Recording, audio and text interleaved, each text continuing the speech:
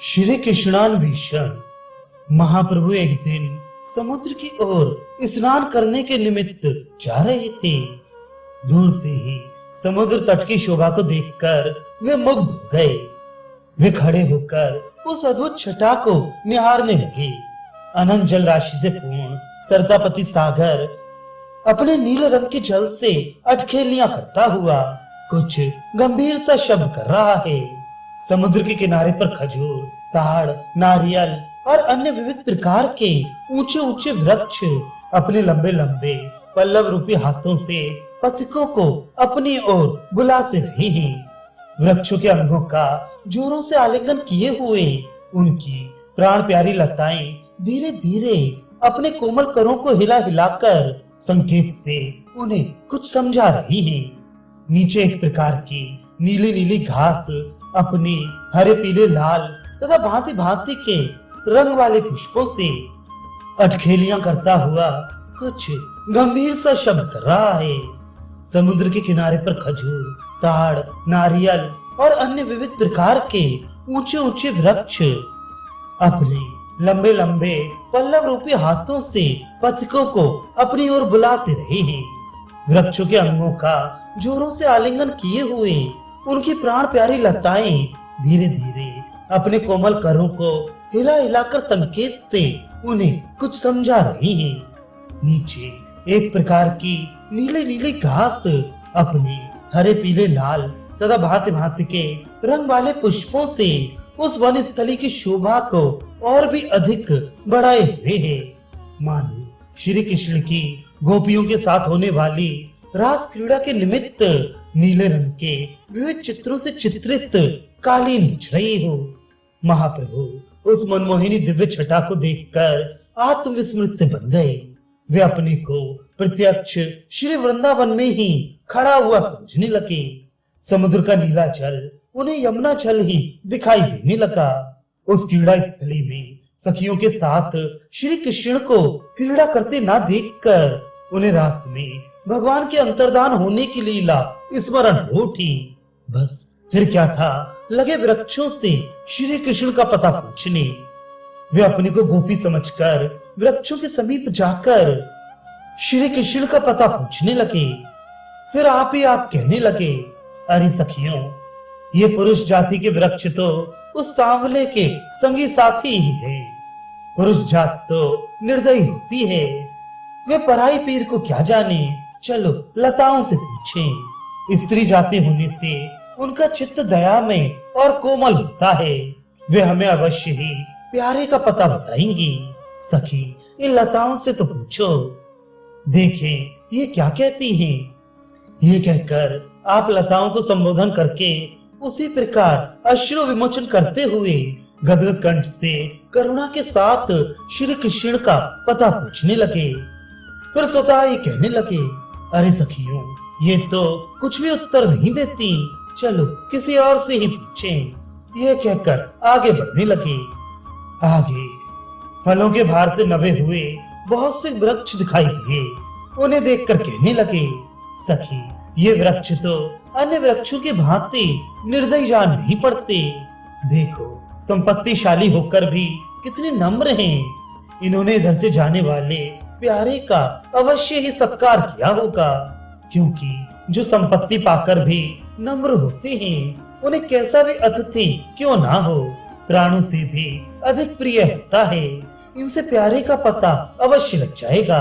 हाँ, तो मैं ही पूछती हूँ। ये कहकर वे फिर वृक्षों से पूछने लगे। फिर चंदन की ओर देखकर कहने लगे, ये बिना ही मांगे सबको शीतलता और सुगंध प्रदान करता है। यह हमारे ऊपर अवश्य दया करेगा। फिर पुष्पों से फूली हुई लताओं की ओर देखकर मानो अपने साथ की सखियों से कह रहे हैं, प्यारी सखियों, अवश्य प्यारे ने अपनी प्रिय सखी को प्रसन्न करने के निमित्त इन पर से फूल तोड़े हैं, तभी तो ये इतनी प्रसन्न है। प्यारे के स्पर्श के बिना इतनी प्रसन्नता आ ही नहीं सकती। ये कहकर आप उनकी ओर हाथ उठा उठाकर कहने लगे, हे चंपक, हे कुसुम, तुम्हें छवि सबसे न्यारी, नेक बताए जो देहूं जहाँ हरि कुंज बिहारी। इतने में ही कुछ मृग उधर से दौड़ते हुए आ निकले। उन्हें देख देख कर जल्दी से कहने लगे, हे सखी, हे मृग वधु, इन्हें किन पूछो अनुसरी, डे इनके नैन अवहीं कहूं देखे हैं हरी। इस प्रकार महाप्रभु गोपी भाव में अधीर से बने चारों ओर भटक रहे थे। उन्हें शरीर का होश नहीं था। आंखों से दो अश्रु धाराएं बह रही थी। उसी समय आप पृथ्वी पर बैठ गए और पैर के अंगूठे के नख से पृथ्वी को कुरेदने लगे। उसी समय आप फिर उसी तरह कहने लगे, हे अवनी, नवनीत चोर चित चोर हमारे, राखे कतहु दुराए बता, देव प्राण प्यारे। वही पास में एक तुलसी का वृक्ष खड़ा था। उसे देखकर बड़े ही आह्लाद के साथ उसका आलिंगन करते हुए कहने लगे, हे तुलसी कल्याणी, सदा गोविंद पद प्यारी, क्यों न कहो तुम नंद सुवन सविता हमारी। इतना कहकर आप जोरों से समुद्र की ओर दौड़ने लगे और समुद्र के जल को यमुना समझकर कहने लगे, हे जमुना, सब जान बूझ तुम हटई गयत हो, जो जल जग उद्धारता ही तुम प्रकट बहत हो। थोड़ी देर में उन्हें मालूम हुआ कि करोड़ों कामदेवों के सौंदर्य को फीका बनाने वाले श्री कृष्ण कदम के नीचे खड़े मुरली बजा रहे हैं। उन्हें देखते ही प्रभु उनकी ओर जल्दी से दौड़े। बीच में ही मूर्छा आने से बेहोश होकर गिर पड़े। उसी समय राय रामानंद, स्वरूप गोस्वामी, शंकर, गदाधर पंडित और जगदानंद आदि वहां आ पहुंचे। प्रभु अब अर्धवाह्य दशा में थे। वे आंखें फाड़ फाड़ कर चारों ओर कृष्ण की खोज कर रहे थे और स्वरूप गोस्वामी के गले को पकड़कर रोते रोते कह रहे थे, अभी तो थे, अभी इसी क्षण तो मैंने उनके दर्शन किए थे। इतनी ही देर में वे मुझे ठग कर कहां चले गए। मैं अब प्राण धारण ना करूंगी, प्यारे के विरह में मर जाऊंगी। हाय दुर्भाग्य मेरा पीछा नहीं छोड़ता, पाए हुए को भी मैं गवा बैठी। राय रामानंद जी भांति भांति की कथाएं कहने लगे।